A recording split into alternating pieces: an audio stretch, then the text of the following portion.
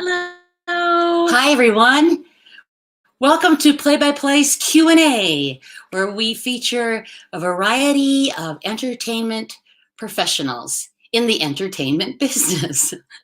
I'm Mary. I'm Carolyn. And we're really happy you're here for what is now our fourth guest. We are so happy to have this guy with us. He is one of the most caring and collaborative people that I know, especially in this business. Now, when it comes to entertainment, everyone can readily conjure up performers, actors, musicians. But what about that one person who keeps the show rolling? The musical would be nothing without the conductor.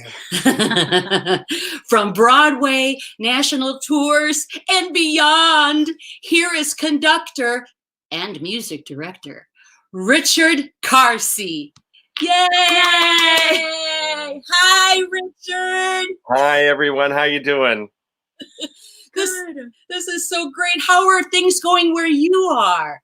Well, we're in the same sort of living in stasis moment as everyone else. We've all never experienced anything quite like this, where we've just sort of stopped time a little bit, especially when it comes to theater. So it's been it's been a weird time, but it's been fine. And I'm in Connecticut, actually, at the moment, at my house in Connecticut. Yeah. Were you involved in a production when the social distancing went into effect? I had just finished, actually. It seems like this whole thing just kind of followed me a little bit around the world. I had done 2 projects so far this year. The first one was in Japan. I worked with an orchestra there called, appropriately enough, the Orchestra Japan.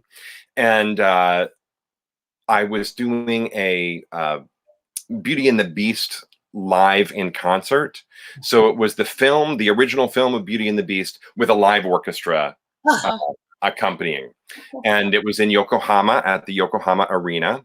And they were the real selling point of this whole thing was that Alan Menken was there and gave the little pre-show thing and a lecture to the audience and played before it all started. And then whenever we started the film, and then whenever we get to the any of the songs, there were these Japanese film stars and television stars who would come out and perform along with the film. Oh. So it was a big, huge, complicated event, and it was at the Yokohama Arena, which seats 11,000 people. And we sold out 4 shows of 11,000 people. This is amazing. Yeah, it was amazing. And then I got on the, there it is. There we go. That's it. Oh, you're way ahead of me here. This is great. I'm prepared. I came prepared for this. I got a good. Wow, I'm very impressed. Yeah. So like 3 days after we finished the show and I had returned to the United States was when Japan started closing down performance spaces. They didn't do the social distancing thing quite as early as we did just in the general population, but they did start closing down performances right after I left. And then I did a concert version of Carousel with an orchestra in Michigan, the Midland Symphony Orchestra. And 2 days after we finished that was when everything started shutting down. So, yeah, I was ready to come back and hopefully start up again. I conduct Phantom. I'm one of the conductors at Phantom in New York. And of course, now all of that is on hold as well. So here we are. So what do you, we'll come back to some of those other things, which I'm sure everyone, including myself, is extremely interested in. But how then, what do you do now in this down time? Well, to stay sane. That's a really good question, Mary. I know you're not sane normally. Right. It's a relative term. I gotta take these off. I really at the beginning, we didn't know how long this was going to take. So I had my, hey, Casey Steinbeck. Um, I, I had my list of like things that I wanted to get accomplished. And one of the things that was on my list was a website. So I did make a website for myself, which I'd never had. And everyone should go to it because it's beautiful, wonderful, and informative. Yep. Richard Carsey, all one word.com. Easy to find. And there's some great clips on there of stuff from Japan and things from here in the US. Very cool. I'm very thrilled about that. And I was thinking, okay, well, that'll take a couple weeks and then we'll be done with this, Yeah. And that has, of course, not turned out to be the case. So I have spent, I run, and that does help keep me sane. Of course, my gym is closed, so I haven't been able to do that part of thing.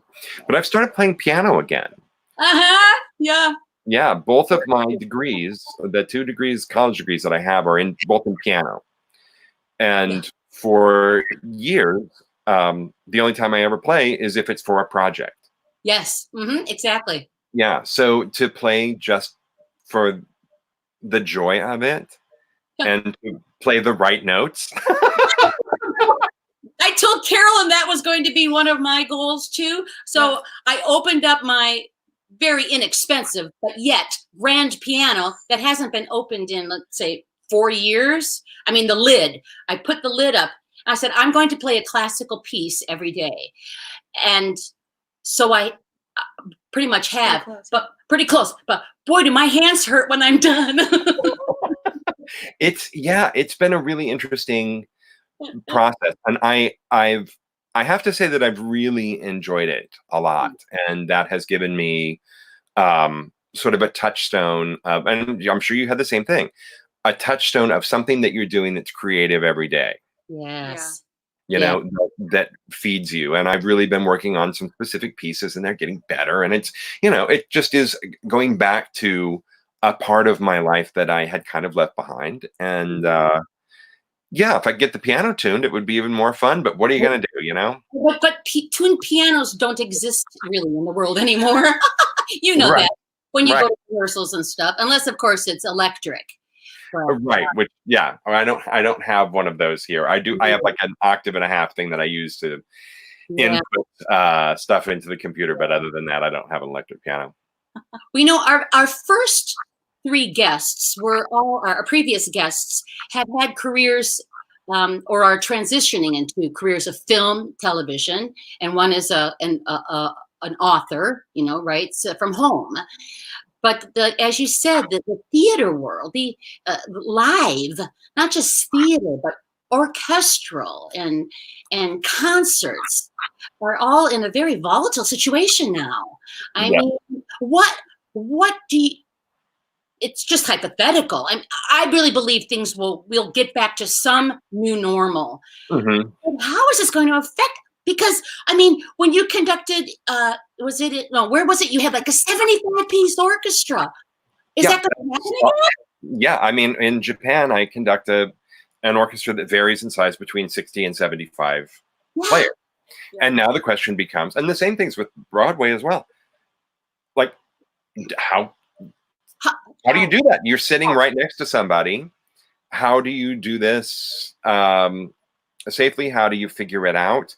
And I don't know the answer to those questions. Right. It's really, who knows? I know in The Lion King, and I saw that the pit of The Lion King, for example, they would, not for hygienic or safety reasons, but for sound, they would have the percussionist in his own room, or they had, or because they had so many musicians, they had them in the closet here and there. And then you conduct with a screen.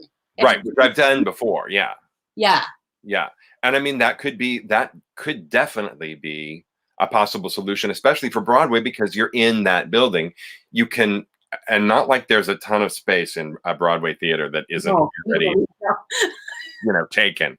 But, necessity will make people do things. I could certainly see them building, somewhere in the theater, a series of booths that people would be able to play from.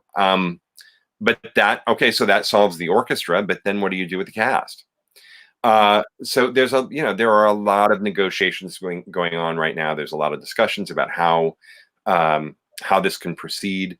I was supposed to be actually in Japan. I was supposed to have flown yesterday to do an 8-week tour with the Orchestra Japan, and we were going to be doing a Disney Animation Studio concert. So it was sections of 4 different Disney films, and then that were accompanied by live orchestra, and then live singers that would perform from each of the shows. That we were doing stuff from Frozen 2, and we were doing stuff from I forget even what.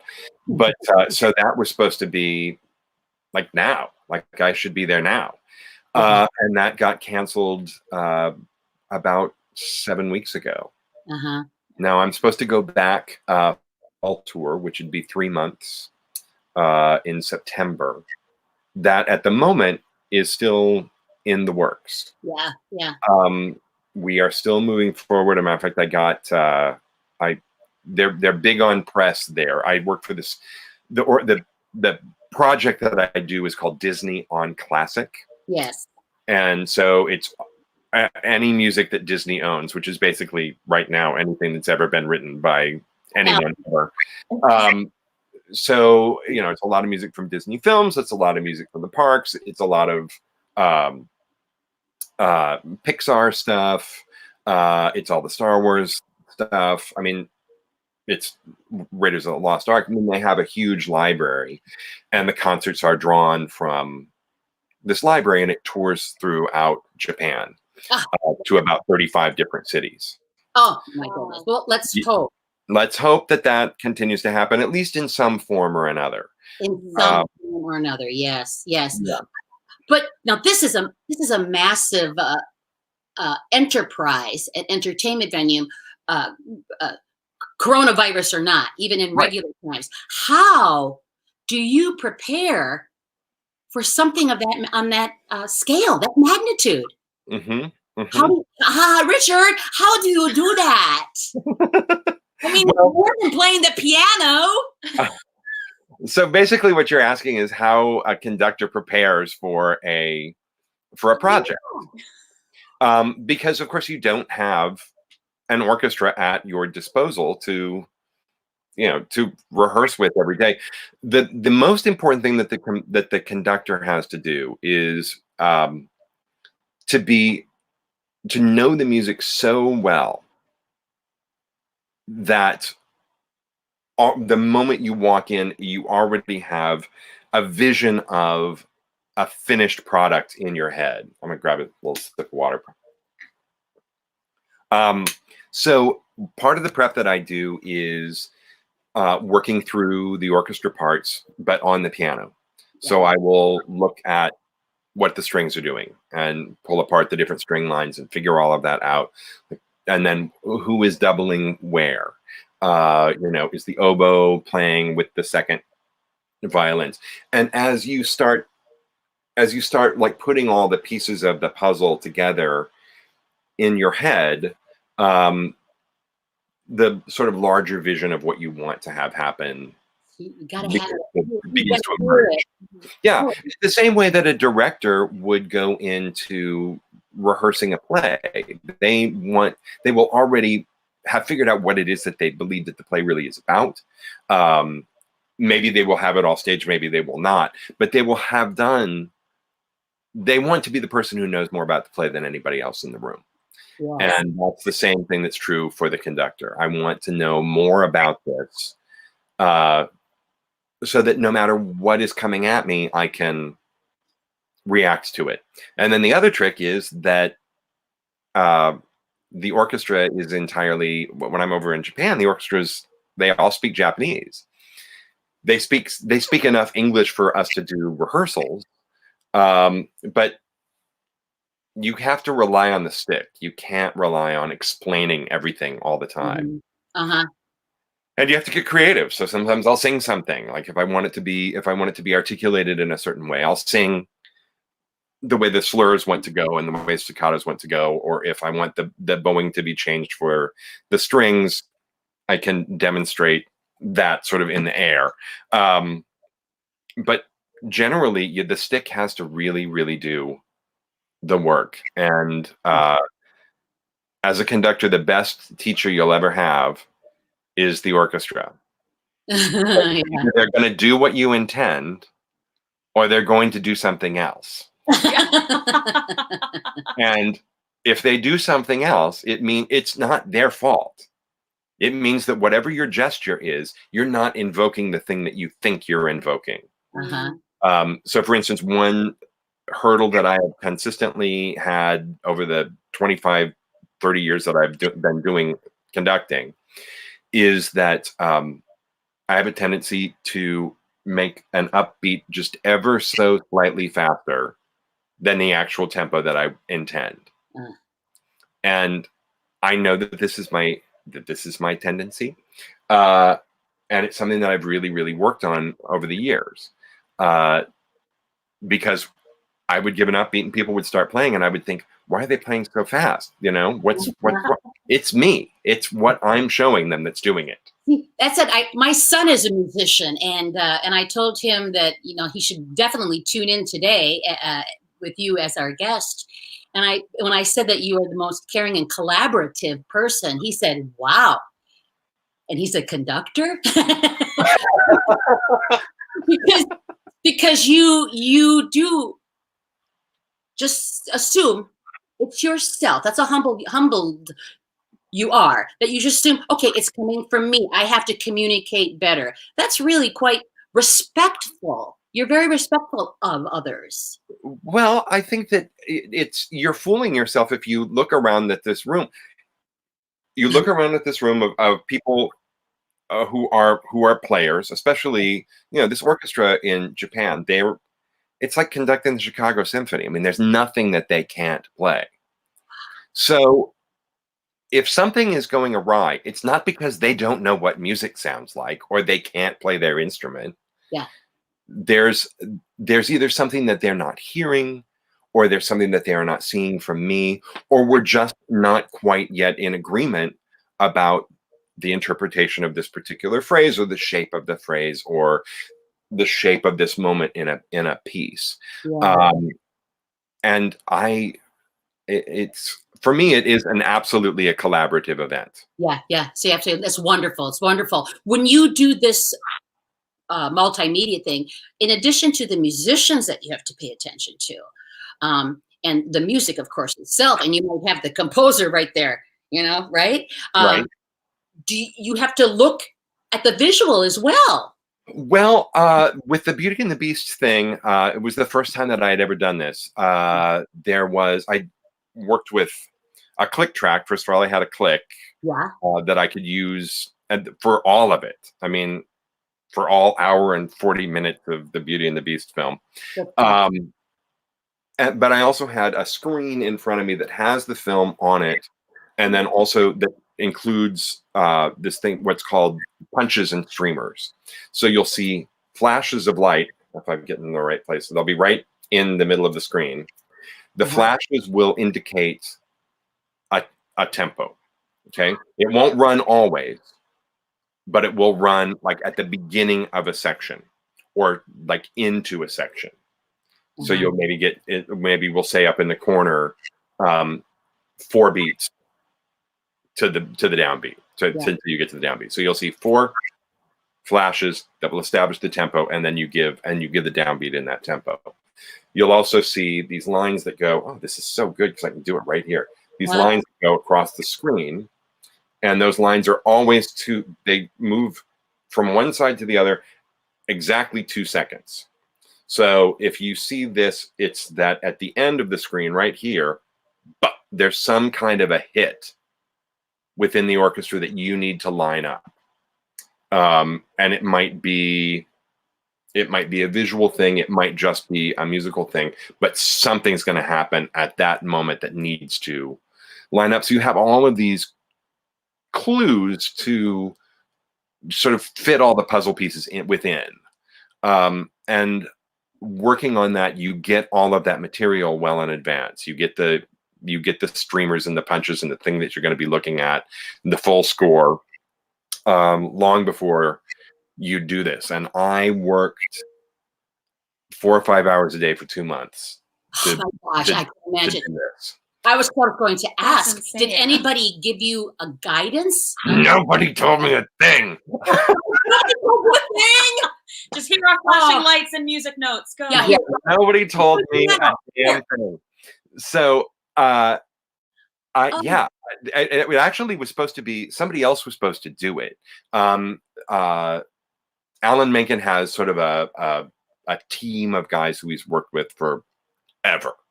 And one of those guys was supposed to do it. But at the same time as this concert was happening, they were doing pre-recording for the new live action version of Little Mermaid with the London Symphony. So all hands were on deck in London, and suddenly there needed to be somebody to do this concert in Japan. So since I had worked with the orchestra before, the orchestra asked me, and I told them at the outset, like, I've never done this before. I've never done something like this with a film that's going to be this coordinated. And I remember the guy who runs the producing organization that I work for over there, called Harmony Japan, is this terrifically guy named Katsu. And I told him, okay, I really want to do this, but I have never done this before. Anything like this. And he took me by the shoulders and he said, "You are strong, you are smart, you will do." And it was like, okay. No nonsense. That's straight to the point. Mm-hmm. And he was right, and it went great. And it was, I really learned so much. Yeah. I mean, I'm 57 years old. How many times at this stage of the game do you get the opportunity to do something you've never, ever, ever, ever done before? Yeah. And it's not something that you could have imagined 20 years ago, right? No. These are all things that you're constantly, you have reinvented yourself over the years. Right. And then these kinds of things come along, and you can get momentarily, like my stomach is just falling apart, getting nervous for you, and it's past history. You know, what you went through. But I do think that it's a skill, the skill of entering into, of just saying yes. You know, enter into a situation that you don't know with the confidence that you are going to be able to figure it out. Let me name drop just for a second. Please do.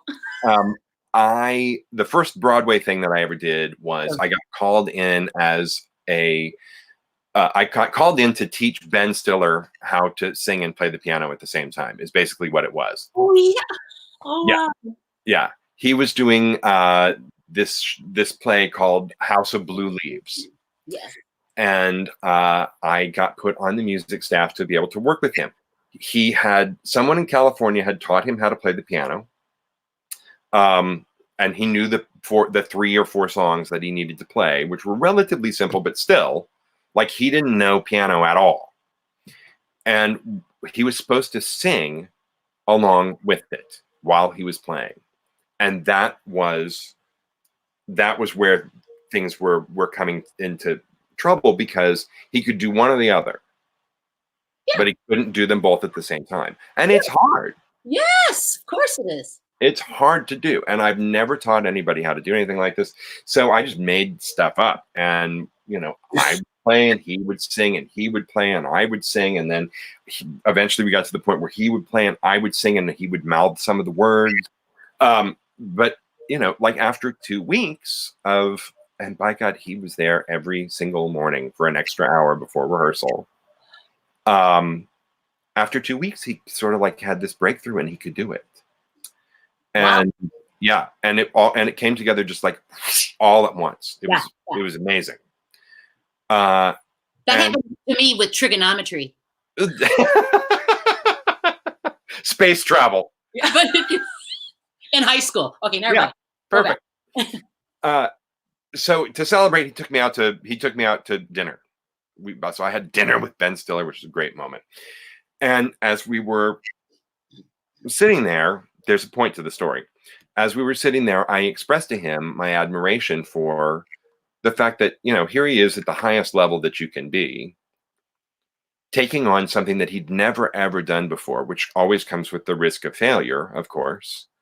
And just being dogged enough to just keep trying and not be bothered that he was failing along the way, but figuring it out. And he said, I'm a lot of things, but he said, the thing that I'm an actor, I direct, I write, all of those things. And he said, I'm not the best at any of those things, but what I'm really good at is not being afraid when somebody asks me to do something that I don't know how to do. I'm good at learning how to do things that I'm afraid of and I don't know how.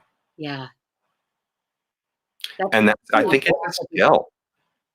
Yeah, because fear can make you just stand in place. And if you stand in place, you're not going to go anywhere. You got you got some kind of a step. Yeah. If you're going to stand in place, you better really, really like where you are.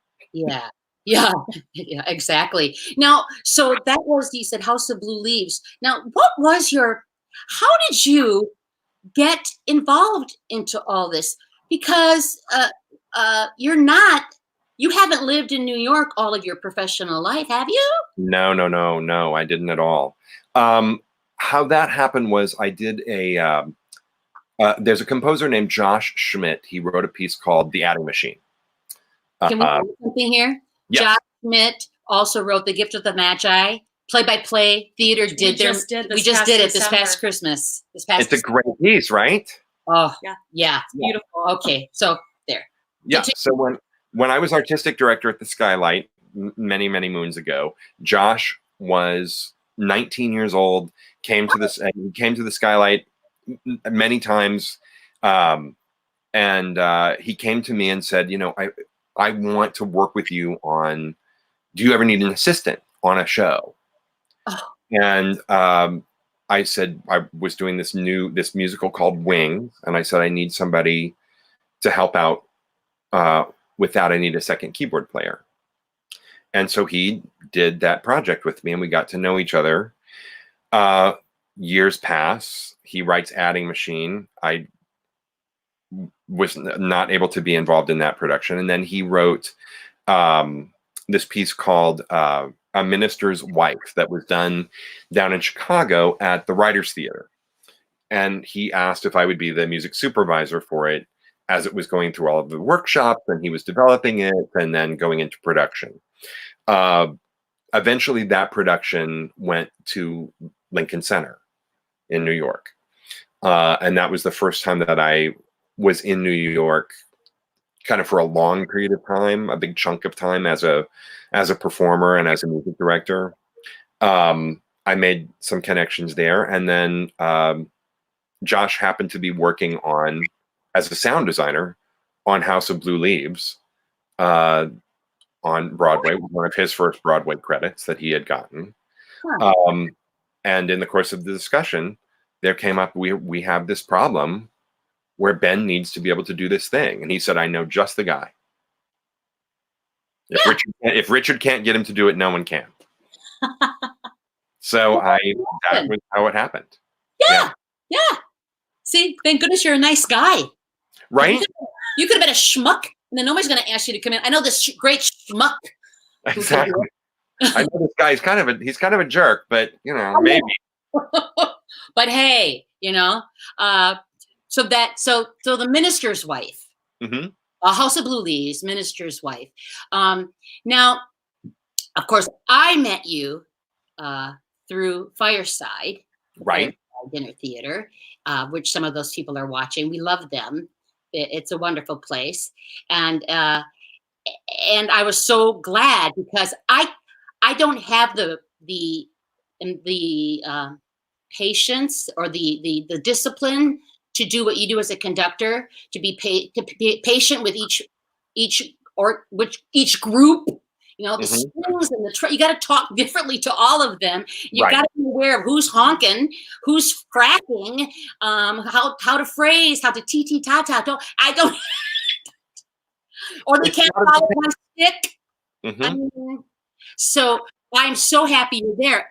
And the thing that I realized as soon as you came into the room, you listen to people. You listen to the crazy music director, the director, the choreographer. You even listen to the performers, and you are always very supportive of whatever we're doing. You can gently offer a suggestion if you think something, if we're having trouble, that we can take or leave, and Right. there's no ego involved. Because it ultimately isn't about me. Yeah. It's ultimately about the end product. No one comes to a Broadway show or even an opera. I mean, maybe an opera. No one comes to any of these events to be aware of the conductor. Which is probably good that they're not aware of you, just, If you're doing your job right, you are part of this fabric of events that is unfolding, that feels inevitable. No one likes to see an actor act. No one likes to see. It wants to feel real and alive, so that the audience can get involved in it and lost in it. So it's not, so there's very little part of the process where there's enough egos in the room, and I've been able to be successful believe me, there's moments. There are moments when you really kind of have to step forward and say, no, yes, for the good of the piece, or for the good of a performer. I don't love watching a performer be humiliated. I will absolutely step in at those moments. The conductor is the thread. The thread, the conductor. Well, Aaron, who's made that comment, has indicated his desire to conduct. Well, he's got the purpose correct, because the conductor is the thread. Well, like the conductor, then what you're saying is actually a performer, but it's the not scene performer, part of the cast, just like the crew, Broadway or Fireside. We'll talk. That crew is amazing, that what they can do in that little space. Then you take the Broadway stage and what they have. We went backstage to see how they manipulated all the Aladdin stuff. Oh, gosh, yes. And that stage, once you got on the stage, didn't really look that big, did it? Oh, you weren't with me. I was with Terry. Thanks for the reminder. Thanks for the reminder. I don't know. We've been together so long. I feel like we've been together forever. Okay. But yes. Yeah, but yes. And so to see all of that, and that's so great, because I think when people come to a show, when the audience is there, granted, we don't have the live orchestra at the Fireside, but we do have the live orchestra who made the tracks that we use. And so we live with what you did with those musicians. And then the crew just it's total magic. And the audience is oblivious. As they should be. Yeah. Yeah. As they should be. Yeah, they have no idea that Casey dislocated her shoulder. Right. Right. None of those things ultimately are what they paid to see. And it's the same. It's a little bit the same principle of I don't need to know everything that goes into making the car that I drive. Right. But I sure need it to do its job. Yeah. Yeah. I really count on that. Yeah. Gotta have the battery. Yeah. Yeah. Like, I don't need to know everything that goes on at the bank. Yeah. I just need it to be there when it's necessary. Yeah. And I need, as far as theater is concerned, I don't need to know every part of it, as long as I can go there and be transported. There you go. That's right. And have an experience that I couldn't have any other way. It's always good to never see the backstage panic. Isn't that the play Noises Off? Yes. We could do our musical. Yes, that's exactly it. Fireside Off. Richard, how did you get involved in Phantom? I mean, because that was a very large leap for you. Yeah, I had done 2 other tours previously. My first experience with Phantom was doing and it has now closed, but it ran for 7 years.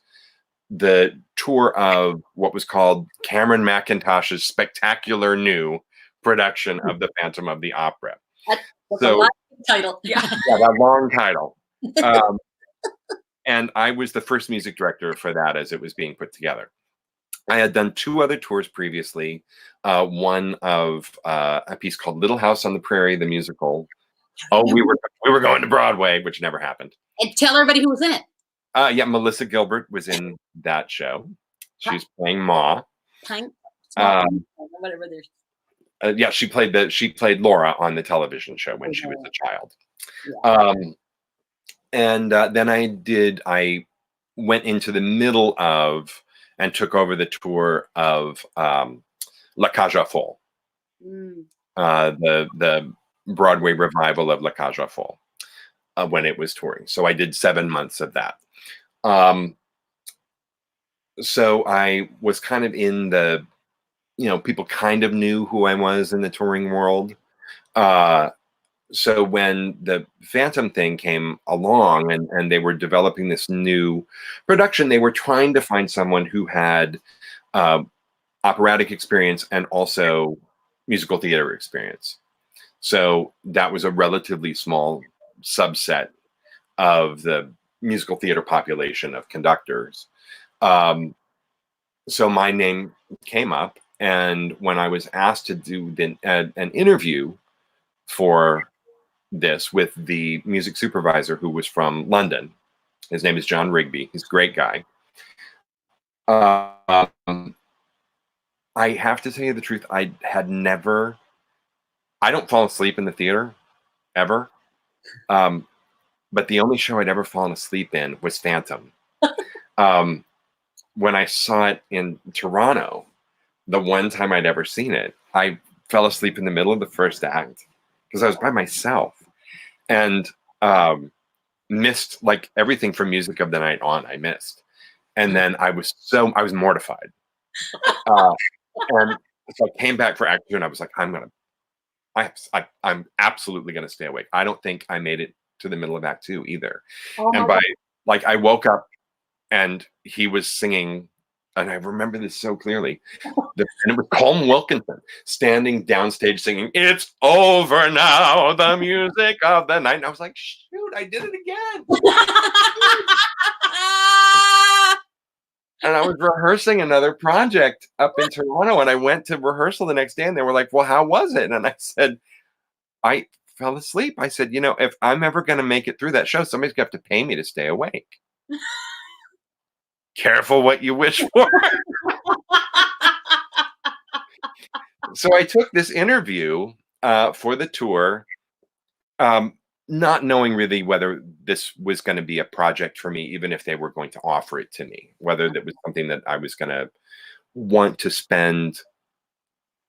You're making a big commitment. Yeah. To sink into something. So I did the interview, and in the middle of the interview, I started getting the feeling of I think I'm going to get this. And I also I was thinking it was like going to be some cut down version of Phantom that was going to tour. No, it was a huge, huge production, completely physically reconceived, very different from the Broadway show in that way, and sort of interpreted differently as far as the characters were concerned. They were really starting like from scratch with this piece to rediscover it. And there were no expenses spared. I mean, I think that when we were out on the road, the Phantom Tour and Lion King were the 2 largest shows that we're touring. We toured with 22 trucks, 22 semi trucks of stuff. Oh my gosh! What does a normal touring show usually tour with? 7 or 8. Yeah, a lot less, right? A lot less. Yeah, it took 2 days to load this show into the theater. Oh. I mean, enormous. It was enormous. It was such an event. So I got offered the thing, and I thought, oh my God, do I really? The money was good. Like, do I really want to do this? Do I really want to put my whole life on hold and live in this every single day? And I watched the 25th anniversary performance from London with Sierra Boggess, and I forget who the Phantom is. Somebody else maybe who's watching will know. But it was the same director who was going to be working on this production that I was going to do, Lawrence Connor. Yeah. And I got to the end of the first act, and I was like, you know what? If it's going to be like this, absolutely. Yep. Yeah. Sign me up. I'm going to say yes. Yeah. And I'm so glad I did. So I toured with that. I toured with Phantom starting in 2013, and I stayed until the middle of 2015. Then I left. We, in the meantime, had moved from Wisconsin. My partner and I had moved from Wisconsin to Connecticut. I moved here where I had no work at all and no connections. I auditioned to be in the pit of the Radio City Christmas show. And I ended up securing one of those positions. So I was a keyboard player at Radio City. And while that was happening, I started talking to the conductors who were doing Phantom on Broadway. And they happened to be looking for someone else to come in and join the music staff for the show. So shortly after that, I got asked to be part of the Broadway production. And that was my Broadway debut at 53 or whatever I was at the time. I have photos here. I don't know if it's from the tour or Broadway. Let's see. Is that a tour? That is the tour, because that's the tour's house curtain. Okay. That's there. But yes. Look at that. That's one of my favorite moments at the end of a show. Once you can kind of get out of the moment now, you can actually go and appreciate who's down there. Right. And I love that too. I say, as a conductor, I really enjoy that moment, the play out music, and people come up and they're so excited about seeing you. And with Phantom, you know, the music is such a big part of what the experience is. So people are totally into it. Yes. You really have to be, since someone was saying too about to this career, you really have to be committed very deeply to what you do, because there aren't a lot of conductors in proportion to actors, right? So the I don't know, competition, but the gigs and not be that plentiful. So how do you make sure that you're working? You know, right? And hopefully your work does the job for you. I certainly have interviewed for positions, but I would say that for 90% of the opportunities that have come in my career, it was because of something that I had done previously, and somebody brought my name up in conjunction with a different project. And sometimes, and the whole thing, going back to what we talked about with Ben Stiller, of just saying yes, even if you're not sure you can do it. Right.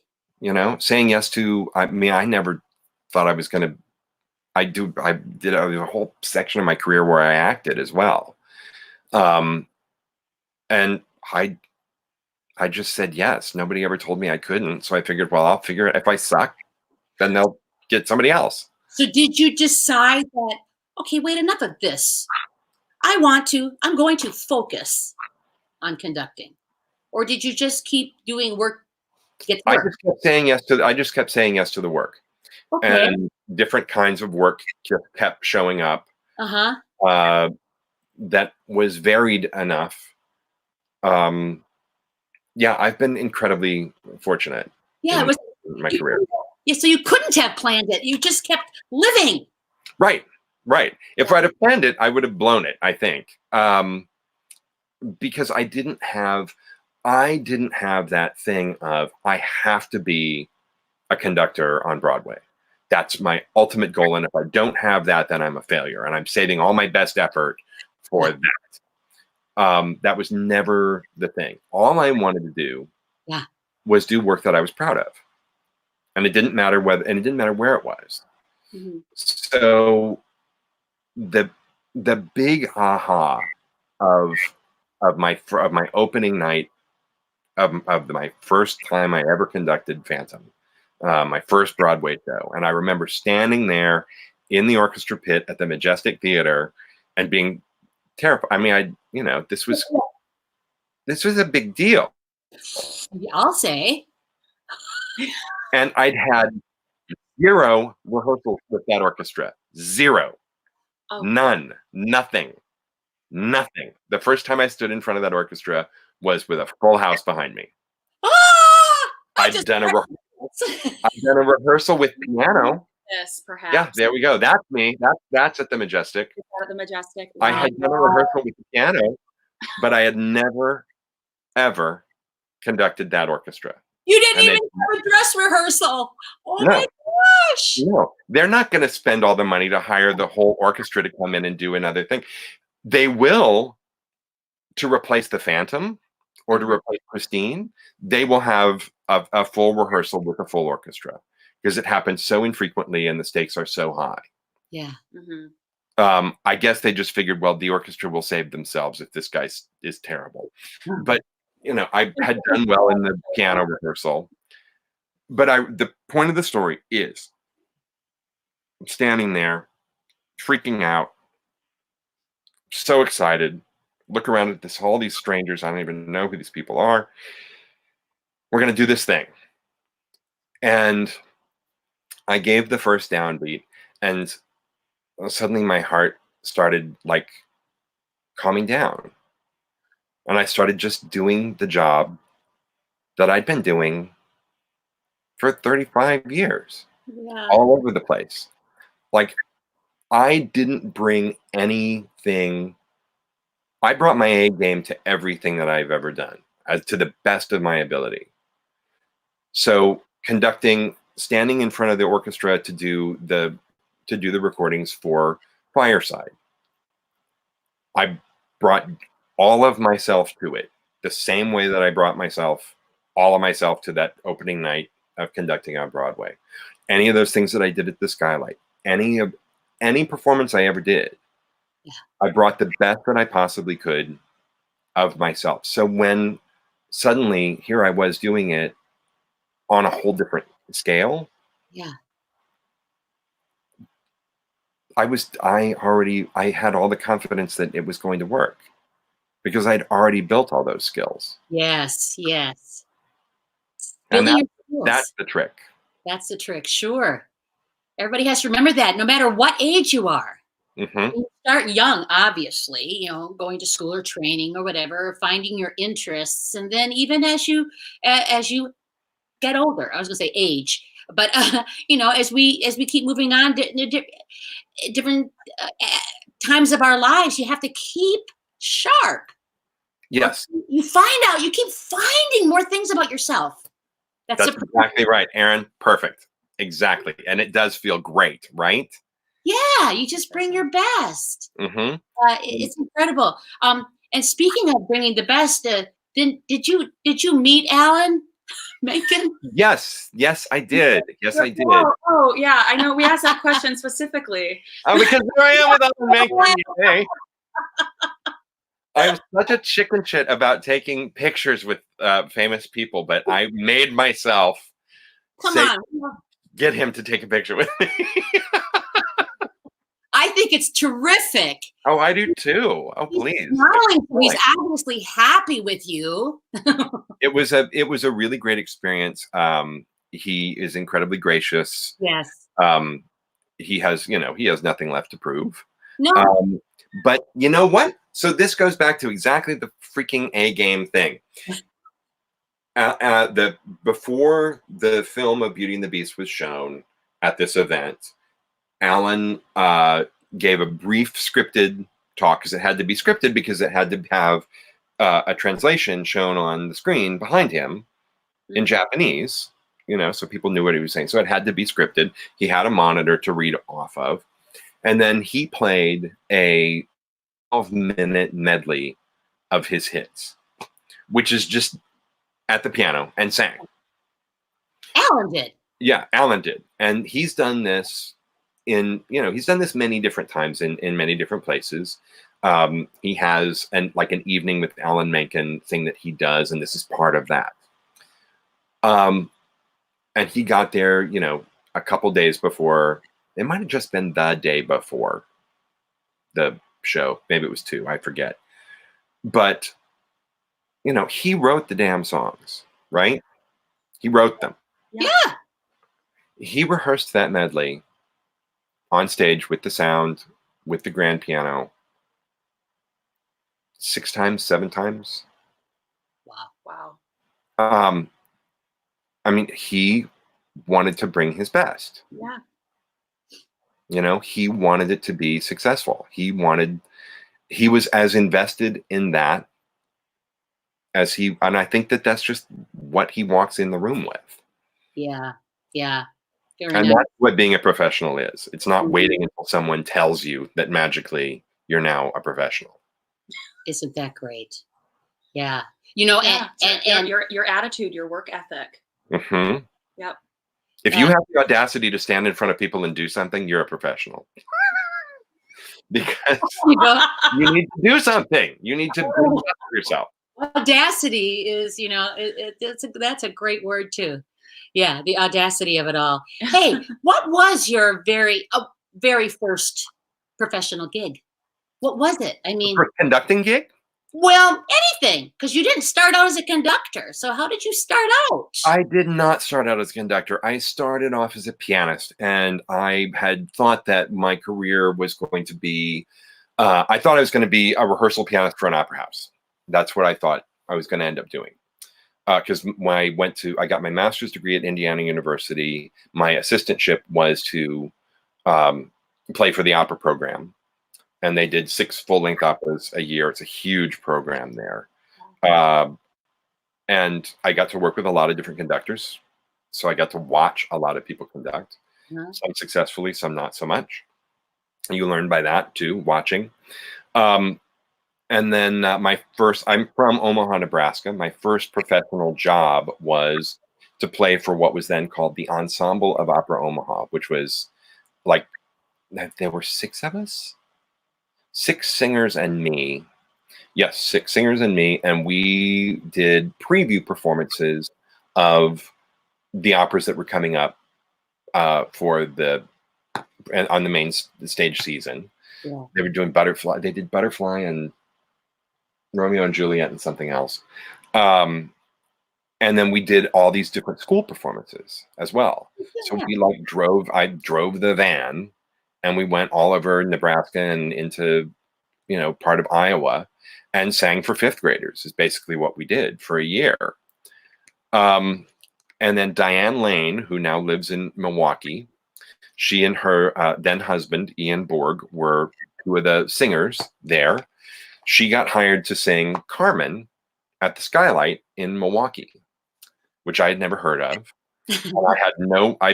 And the year was over with. I had no work. I had nothing to do. And she said, well, they're looking for someone to conduct. They're looking for a music director for Carmen. And it's going to be from the piano. So it wouldn't be a stick conducting thing.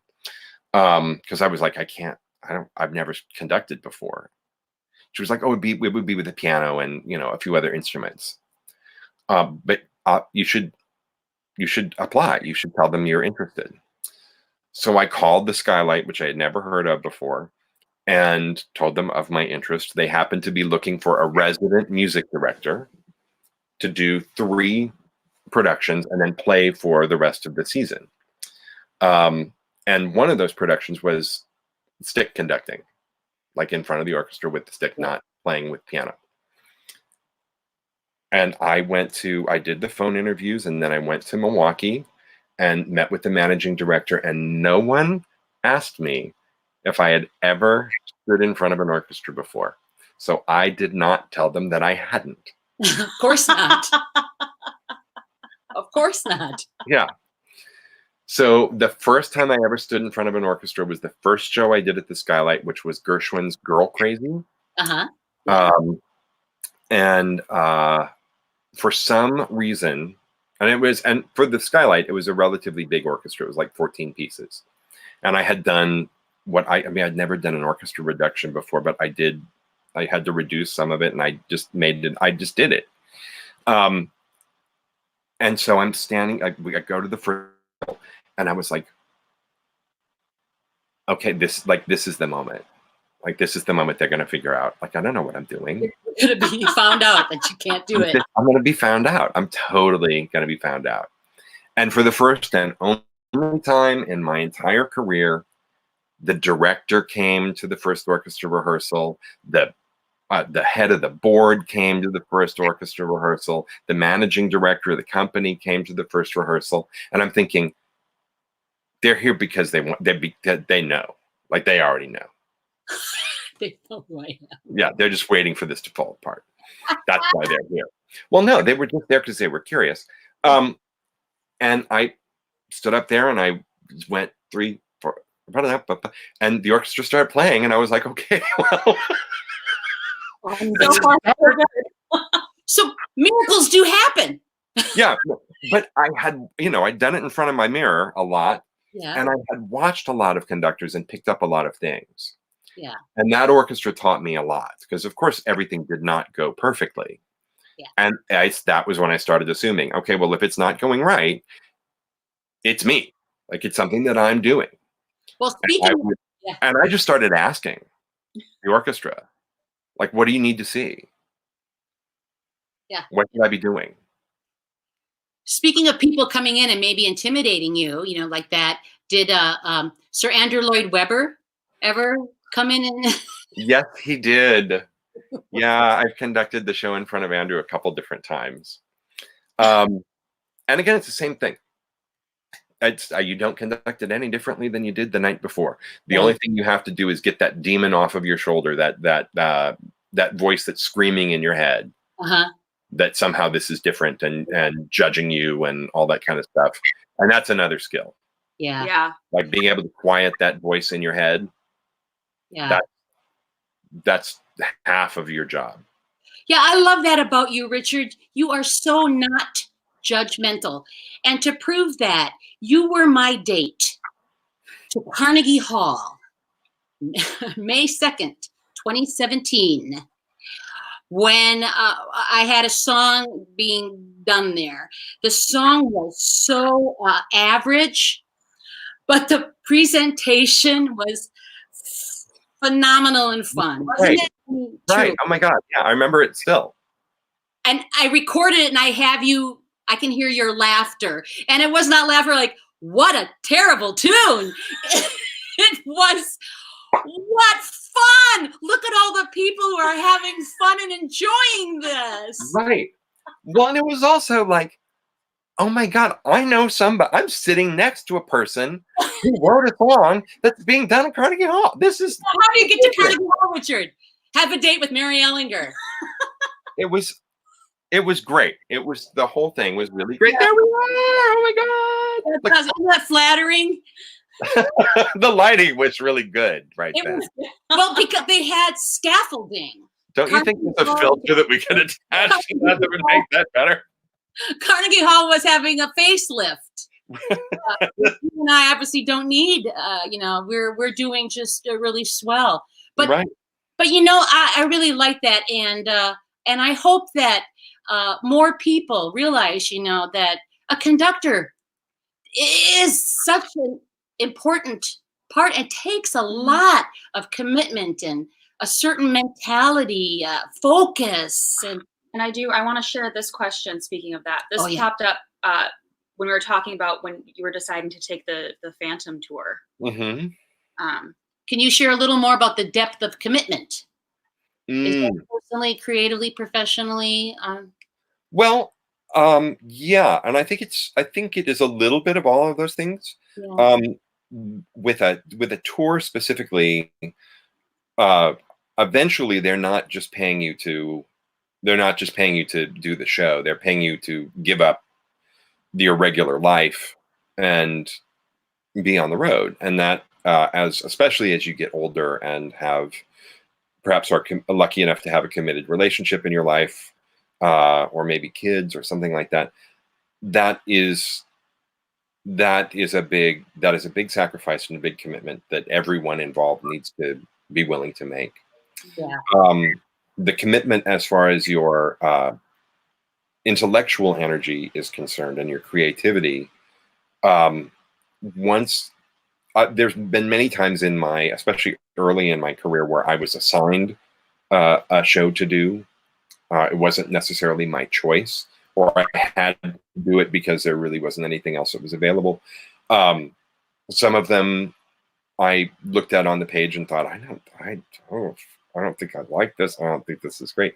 But your job, your creative job, is to find a way in. Mm-hmm. Your creative job is to commit to that 100% and to find a way to make it as meaningful as possible, as entertaining as possible, whatever it is that the goal of the show is. You have to find a way in. And sometimes that search for a way in has given me some of the greatest experiences I've ever had. I was asked to do Jacques Brel's Alive and Well and Living in Paris. And I was never interested in that material. I just never really, really appealed to me. It just wasn't my thing. I didn't get it. I didn't love the translations. I didn't love that it was a lot of the same things over and over. I just didn't love it.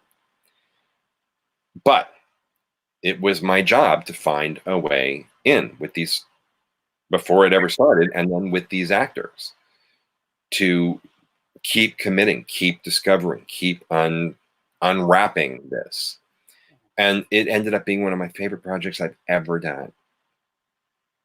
Because you had to use all your creativity to make it work. Yeah. Yep. And I had to grow. And you have to grow. Mm-hmm. Well, I just have to say that you are, you just manage always to get the best out of people, whoever you're working with. And when that project is going and when it's over, people feel so worthwhile. And the entertainment value is good. The experience is always good. So I got to tell you how much I appreciate that. Thank you. Thank you. And if I can maybe offer the, what I think might be the trick to that, which is to bring into the room, and first of all, an expectation that everyone's going to rise to the occasion, that everybody has all the skills that they need. And that if there's that, part of my job is to craft the piece to the skills that they have. Yes. So looking at somebody and judging them because of their lack of experience, or maybe it's not exactly the voice that I would choose for this particular thing. Like, you can choose to sort of bear that grudge through the entire process and decide that, but that doesn't get anybody anywhere. No. You have to bring respect. Yeah. That's what it's about. And generally speaking, 99.99% of the time is, if you bring respect in and you offer it to somebody, they will rise to the occasion. Well, thank you so much, Richard. Gosh, I'm glad I know you. I'm so glad you're in my life and that you took time to come out and share with everybody. All I got now is time. So we're all in the same boat. I said, like, when are you available? And you said, anytime. You name it, I'm here. So thank you, honey. I hope we get to see each other soon. And yeah. Stay well. Thank you so much. Thank you for having me do this. I don't think we've actually met in person. Yeah, my daughter. Or at least it's been. You figured out that's my daughter, Caroline. Yes, I did. It's so nice to finally meet you. I've heard so many lovely things about you. All right, Richard. Bye-bye, honey. Stay well. Bye. You too. Take care. Thank you all so much for joining us again. Thank you, Richard. It was awesome. And just a reminder that we will be here tomorrow at the same time, the same place, with director Guy Stroman. And if you are able to, please give a donation to your favorite arts group or small business and help keep them going during this time. Thank you all so much, and we will see you soon. Next time. Bye-bye.